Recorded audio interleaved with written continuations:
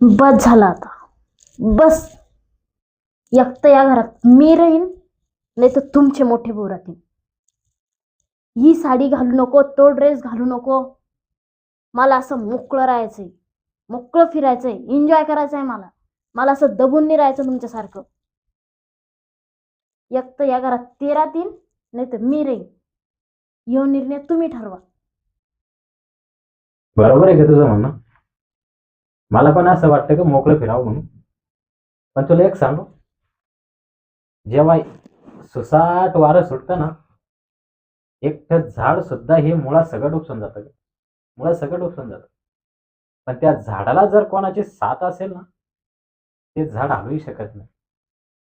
तसं आपल्या परिवाराला आणि आपल्यासाठी मोठ्या भावाचा खूप आधार आहे का आपल्यासाठी. खूप आधार आहे. तो आपलं संरक्षण करत असतो का. तो आपलं कधी वाईट करणार नाही. आणि राहिलं तुझे कपडे घालायचे, साडी नेसायचं, मला सांग आपण सोनं असं झाकू झाकू का ठेवतो का. कारण आपण त्या सोन्याचे संरक्षण करत असतो. तसं आपला भाऊ आपल्यासाठी संरक्षण करतोय का. संरक्षण करतोय तो आपल्यासाठी. आपण खरंच चुकतोय का?